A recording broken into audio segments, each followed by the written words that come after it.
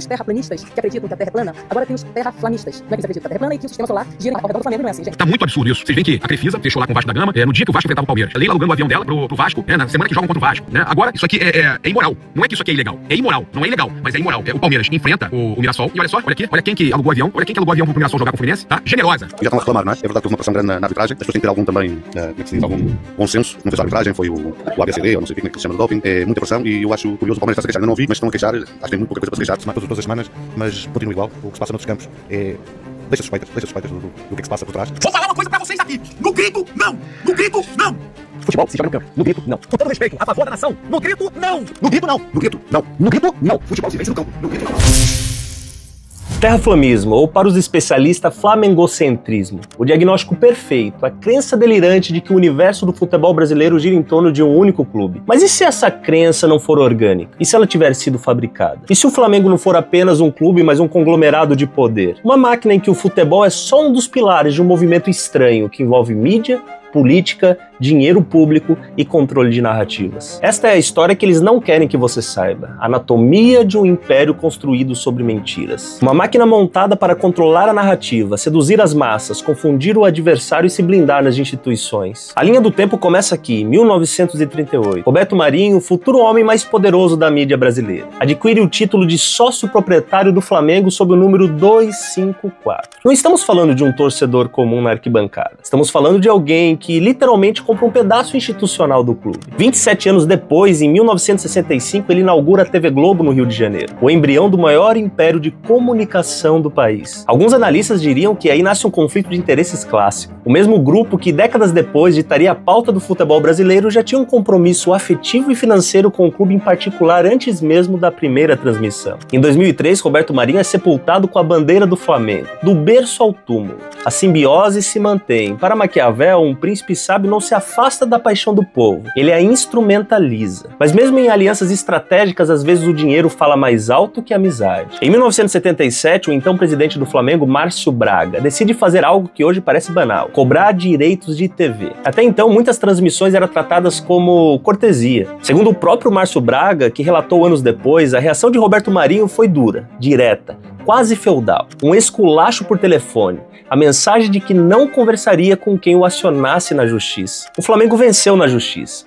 E a Globo, servida por gente com faro apurado, percebeu que quando você não pode esmagar um movimento que vai crescer, você se associa a ele e passa a dirigir o fluxo. A década de 80, a era do Zico, vira laboratório perfeito. A Globo, com seu alcance nacional, transforma o Flamengo em um time do Brasil. Mais exposição, mais jogos transmitidos, mais narrativas favoráveis. Enquanto isso, torcidas de outros clubes começam a viver com um fenômeno inédito. Gente que torce para o clube da sua cidade e para o Flamengo. Jogos transmitidos exaustivamente, ídolos fabricados, uma torcida criada no controle remoto. Décadas depois, pesquisas como da CNN e Quest revelam um detalhe incômodo. O Flamengo aparece não só como a maior torcida declarada, mas também como o clube mais citado como segundo time, especialmente no Norte e Nordeste. O próprio diretor da pesquisa admite que parte dessa maior torcida se explica justamente pelo Flamengo ser o segundo clube de muita gente. É interessante porque o mercado do futebol ele se consolidou na história brasileira como um mercado muito influenciado, né, pela dinâmica da comunicação nacional. Então, os times do Rio, principalmente, sempre tinham uma vantagem em relação aos demais pela maneira como as rádios, né, tradicionais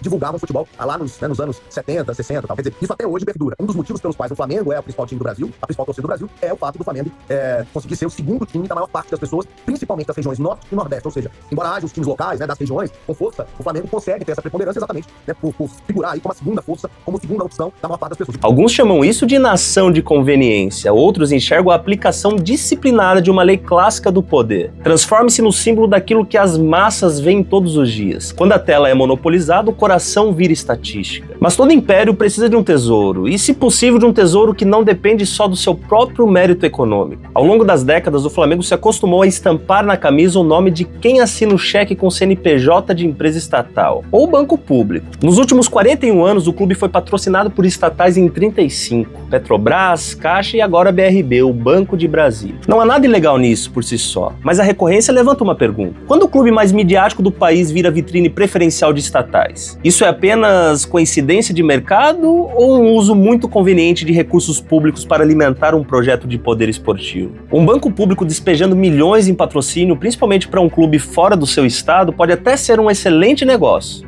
para o Flamengo. Para o contribuinte já é mais difícil explicar. Quando a corda financeira aperta, o roteiro não muda muito. Surge o Profut, Programa de Refinanciamento de Dívidas, em 2015. O ex-presidente Bandeira de Mello já admitiu publicamente que ia quase semanalmente em Brasília para acompanhar o tema. Lobista? Gestor responsável? Fica a interpretação de quem assiste. Fato é que na hora de se socorrer, o caminho passa por Brasília, estatais e programas especiais. É a aplicação prática de outra lei do poder. Aproxime-se de quem controla o cofre e nunca rompa com ele. Maquiavel diria que um governante prudente deve usar o dinheiro alheio em vez do seu próprio. Poder não é só sobre dinheiro, é sobre impunidade. Em 8 de fevereiro de 2019, 10 jovens atletas morrem num alojamento improvisado em container. Anos depois, decisões judiciais em primeira instância absolvem réus de processo criminal. Famílias destruídas, uma tragédia incontestável. E no campo penal, até que ninguém definitivamente responsabilizado. Alguns juristas chamam isso de falha estrutural. Outros veem como um exemplo cruel de como o poder econômico e político pode, no mínimo, alongar o caminho da justiça. Se a tragédia humana revela a face mais brutal do poder, o tema das apostas manipuladas revela algo mais silencioso. Qual é o limite ético que o futebol brasileiro está disposto a aceitar? Em 1º de novembro de 2023, em Brasília, Bruno Henrique recebe um cartão amarelo num jogo contra o Santos, pelo Brasileirão. Nada demais, diria o torcedor distraído. O padrão daquele cartão acende alertas nos sistemas de bets e o lance cai na malha fina da Polícia Federal. Mensagens apreendidas levantam a suspeita de combinação para beneficiar apostadores. E aí vem a operação, vem o inquérito, vem o indiciamento. No STJD, até que a primeira resposta é um pouco mais dura no papel. 12 jogos de suspensão, multa de R$60 mil. Por um instante, parecia que o tribunal, até certo ponto, tinha entendido a gravidade da ferida que as apostas abriram no futebol. Depois, o Pleno reavalia tudo e decide. Absolve Bruno Henrique nos artigos ligados à fraude e manipulação de resultados. Mantém apenas descumprimento de regulamento, aplica uma multa de R$100 mil e nenhuma suspensão. O jogador indiciado na esfera criminal sai do Tribunal Desportivo pronto para jogar. Como se todo problema pudesse ser resolvido com apenas um Pix de 6 dígitos. R$100 mil. Então é isso?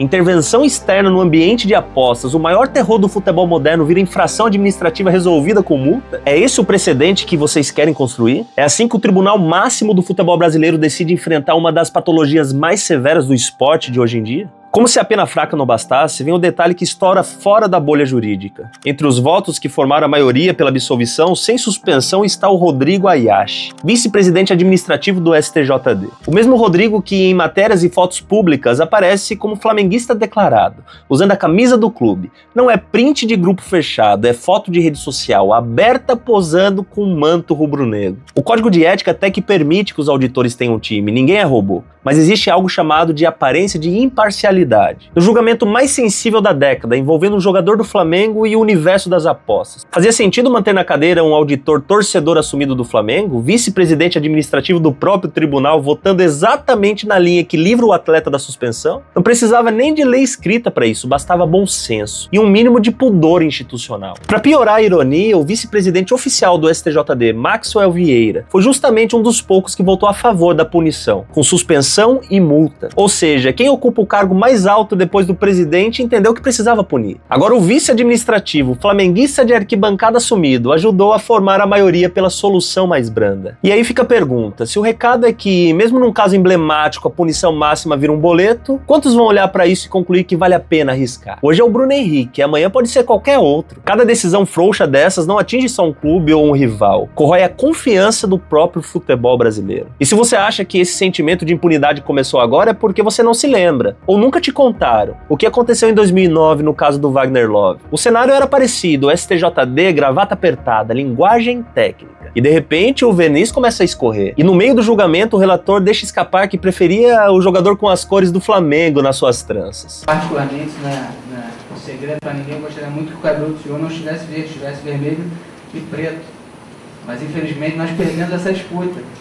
Mas não tem jeito. Culpa do presidente, Fala em nós, com uma naturalidade desconcertante. Não, e não é piada não. É um auditor de tribunal dizendo em plenário que, no fundo, queria que o atleta vestisse vermelho e preto. Seria apenas coincidência ou foi externalizado o amor platônico pelo Flamengo dentro de uma audiência? Todo império precisa de um operador. No Flamengo, esse papel hoje é ocupado por Luiz Eduardo Batista, conhecido como BAP. Engenheiro, mestre em finanças, executivo de TV por assinatura. Foi presidente da DirecTV no Brasil, depois passou cerca de 2 décadas no comando da Sky. Ou seja, conhece como poucos o negócio da tela, da TV, entende onde está o dinheiro, sabe como se compra a atenção e como se molda a narrativa. Em 2013, BAP era ao mesmo tempo presidente da Sky e vice-presidente de marketing do Flamengo. Até que um conselheiro do clube enxergou aí um conflito de interesses óbvio. Quem compra direitos de TV e quem negocia pelo clube sentados na mesma cadeira com o mesmo CPF. A reação? A Sky processou o crítico. Usou o peso corporativo para tentar silenciar a oposição. Um prenúncio do que viria? Estranho, né? Anos depois, o poder de BAP não se limita aos bastidores. Em 2020, ele ataca publicamente o técnico Abel Braga, dizendo que para falar o que ele falou, ele bebeu ou ele estava drogado. A gente olhava ele dando entrevista e a gente falava, cara, tem alguma coisa que a gente não está entendendo. Ou ele bebeu, ou ele está drogado. Não é possível que ele esteja falando o que ele está falando, entendeu? Abel processa, BAP é condenado. Primeiro a pagar uma multa de 50 mil reais. Depois o Tribunal de Justiça de São Paulo aumenta a indenização para 80 mil reais. O atual presidente do Flamengo é eleito já com uma condenação judicial por danos morais no currículo. Ele não apenas comanda este império, ele é a personificação do método, agressividade, uso de justiça como arma e desprezo pela reputação alheia. Mas antes disso, na vida corporativa, a BAP já tinha sido chamado para explicar na Assembleia Legislativa de São Paulo as falhas da Sky apontadas por uma CPI das telecomunicações. Foi convocado para explicar por que a Sky tratava mal o consumidor paulista e saiu de lá dando aula de PowerPoint sem nenhuma solução. A ata e a própria notícia da Lespe registram que os parlamentares ficaram insatisfeitos com as respostas e com a ausência de propostas concretas de melhoria. Não houve escândalo criminal, mas houve algo revelador. A CPI dizendo, o serviço é ruim, queremos respostas. Enquanto o BAP vendia crescimento e expansão em seu PowerPoint, um deputado fechando a conta dizia, não respondeu o que se esperava, não mostrou perspectiva de melhora. Esse é o padrão BAP de qualidade, discurso de grande gestor, PowerPoint impecável, mas quando a gente abre a caixa descobre que por dentro não é nem metade do que parece. No terraflamismo existe um mito muito simples, o Flamengo é sempre a vítima, o prejudicado, sempre o perseguido, sempre o menor do que merece ser. Só que mito não se sustenta sozinho, ele precisa de sistema e de suporte. Se você olhar para o Flamengo não como um clube, mas como um organismo, o diagrama anatômico fica mais claro. 4 bases fundamentais: dirigentes, mídia, política e influenciadores. Esse quarteto que sustenta o projeto de futebol que acalenta corações apaixonados custe o que custar. Expande a base de adeptos pelo efeito manada, inflando a percepção de grandeza e na outra ponta, turbina a pedida de patrocínios na hora de negociar com as estatais, bancos públicos e grandes marcas. Funciona assim. Os dirigentes estabelecem o tom. São eles que sobem um sarrafo da arrogância em coletiva, sugerem complô, falam em sistema, xingam técnicos adversários, desqualificam o trabalho alheio, vazam bastidores seletivamente. Eles definem qual narrativa vai ser solta na arena pública naquela semana. A mídia dá um enquadramento. O jogo do Flamengo tem narração diferente, cobertura diferente, tempo de TV diferente. Quando eu comecei a narrar no Prime Video, eu tava com o Cazé. O Cazé é o comentarista e o narrador. E a gente tava lá normal, fizemos o primeiro jogo normal no Prime Video, a implantação do Prime Video, né? Foi 2022, era a primeira vez que foi isso com o Copa do Brasil. Até que chegou um jogo do Flamengo. Era Flamengo e Altos do Piauí. Aí eu... No alto da ingenuidade do jovem lá, enfim, eu narrei o jogo de forma equilibrada. Mal sabia eu, que eu sou de São Paulo, que a torcida do Flamengo, ela não tá acostumada com a narração equilibrada. Os narradores são muito tendenciosos pro Flamengo, sempre. Eu acho que alguns conscientemente, outros até inconscientemente. Mas o flamenguista, ele, por ser um time muito grande, não estou criticando, tô falando um fato. As narrações tendem a sempre olhar o jogo do ponto de vista do Flamengo. Na minha cabeça, ingênuo, como era por assinatura, que é o Prime Video, se um morador da cidade lá, de Altos do Piauí, assinou o Prime Video pra assistir o jogo que não pôde pro estádio tá lotado, eu tenho a obrigação de saber o que eu tô falando. Eu tenho obrigação. E os caras metem muito de bicicleta, não sei se colocar emoção no gol do alto. Rapaz, quando eu saí do ar. Uou. E aí a nação, né? Aí, meu. Foi uma carnificina. Pra gente chamou uma reunião. E falou, olha, a repercussão foi péssima, muito negativa e... Isso, eles assustaram. Crise em outro clube vira tempestade. Crise na Gávea vira garoa rápida com arco-íris no fim. O que sai na boca dos dirigentes vira pauta, análise e mesa redonda. Enquanto isso, a política abre a torneira e amortece o tombo. Banco público bota o logo na camisa. Governo grato ao clube libera sessão solene, título honorário. Homenagem em pleno parlamento. E na outra camada, decisões, discursos e gestos institucionais, que não necessariamente ferem a letra da lei, mas ajudam a construir no imaginário a ideia de que alguns sempre encontram um colo mais macio quando o assunto chega aos gabinetes. Já os influenciadores fazem um serviço sujo de varejo. Cortes diários, lives inflamadas, conteúdos que surgem a partir das faíscas lançadas pelos próprios dirigentes. Como, por exemplo, no jogo do Bahia contra o Flamengo, onde o Boto saiu falando um monte de lorota sobre o Palmeiras. Existem tantos outros exemplos recentes de que eles fizeram esse tipo de trabalho. É um círculo fechado, os dirigentes acendem o fósforo, a mídia espalha o fogo, a política garante o combustível e o colchão, e os influenciadores mantêm a chama acesa no dia a dia, garantindo que ninguém questione o roteiro. E o que essa máquina faz quando se sente ameaçada? Ativa o modo conspiração total. O clube com histórico de benefícios midiáticos, relações profundas com poder poder estatal, decisões polêmicas em tribunais, aponta o dedo e grita: sistema é o outro, a CBF é verde, o time preferido pelo sistema é o Palmeiras. A mídia repercute da sua maneira, a política finge que não vê,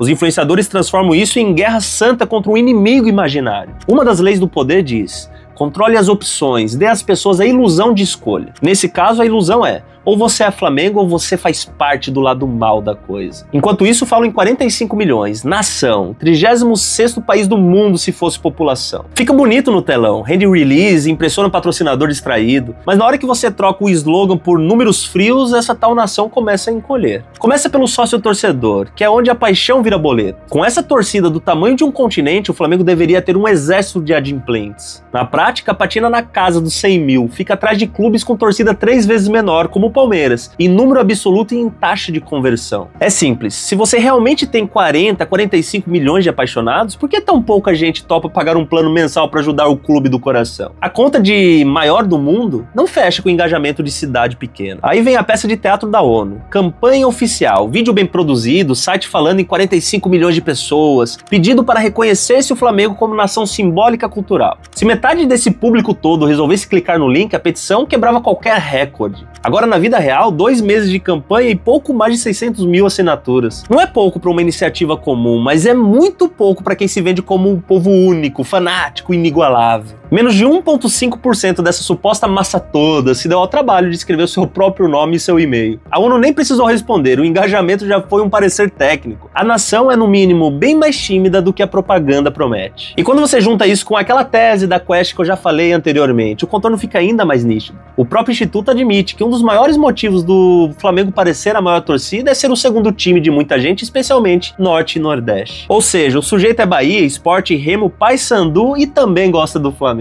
Isso infla o número de pesquisa. É torcida de dupla cidadania, no papel gigantesca, no compromisso bem mais morna. Montevidéu foi um exemplo ao vivo dessa diferença entre números e densidade. A bola rolou, o Palmeiras ganhou.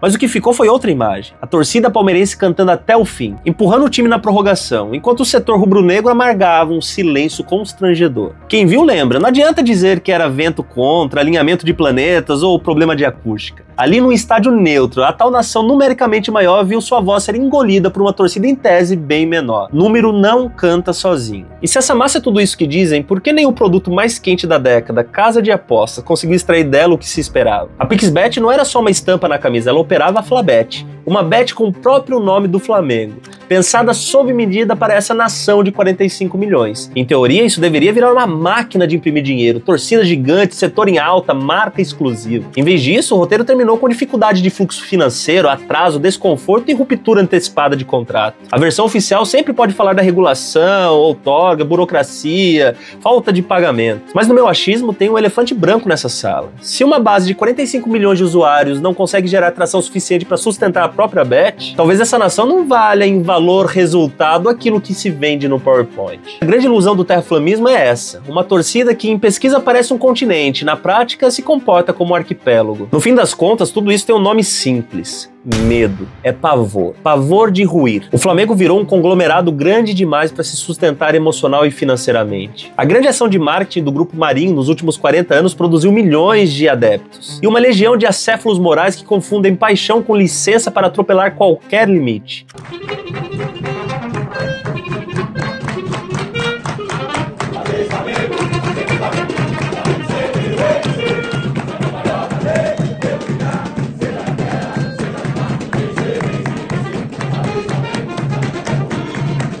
Gente que acha normal ver neutralidade como afronta, que olha para o juiz, promotor, auditor, jornalista e espera que todos vistam por dentro a mesma camisa. Esse vírus, quando entra em leis, tribunais e instituições que deveriam ser cegas, entorta tudo. Parecer técnico vira perseguição, regra vira roubo, qualquer tentativa de equilíbrio vira ódio ao clube do povo. Para o Flamengo, mais um ano sem título não é só uma frustração esportiva, é ameaça sistêmica. Um ano sem taça significa crise em rede nacional, reunião emergencial com patrocinador, pressão de conselheiro, campanha organizada contra técnico, jogador e dirigente. Afinal, o que ia aparecer primeiro? Enquanto isso, no Palmeiras, perder é decepção, é dor, mas o eixo não desmancha. O trabalho continua, a estrutura se mantém. O clube segue sendo o clube mesmo não tendo conchave nem ligação com ninguém. No Flamengo, cada tropeço vira pedreira, mas um desmanche, mais uma crise infernal, mas uma prestação de contas sussurradas no ouvido de quem banca a festa. Tudo que eles querem é uma coisa só: a sensação de poder absoluto. A ideia infantil de que ninguém pode com eles, de que qualquer regra que os contrarie está errada por definição. Por isso o Flamengo brinca de roleta russa todo ano. Monta super elenco como se fosse Lego, encaixa peça cara, anuncia com pompa, grava vídeo cinematográfico. Se der certo, distribui louros, faz documentários, vende camisa temática. Se o mesmo elenco vacila por 3 rodadas seguidas, chove nota de repúdio. É um modelo narcisista de projeto. Um clube permanentemente apaixonado pelo seu próprio reflexo. Faturamento, alcance, nação, engajamento e cada vez menos disposto a encarar a realidade. Quanto maior a bolha do ego, maior o medo de vê-la estourar. Esse é o preço do medo rubro-negro hoje. Um sistema inteiro girando em torno de acalmar corações frágeis que não suportam a ideia de voltar a ser apenas um clube de futebol. O terraflamismo, no fim das contas, não é sobre torcida, é sobre controle. E o maior medo de qualquer império não é perder um campeonato, é perder o monopólio da história que conta sobre si mesmo. E se um dia a maior parte das pessoas olhar para esses fatos com algum distanciamento, talvez ela descubra que o gigante não era de ferro. Ele no máximo era de barro, bem pintado, bem iluminado e com um ótimo contrato de TV.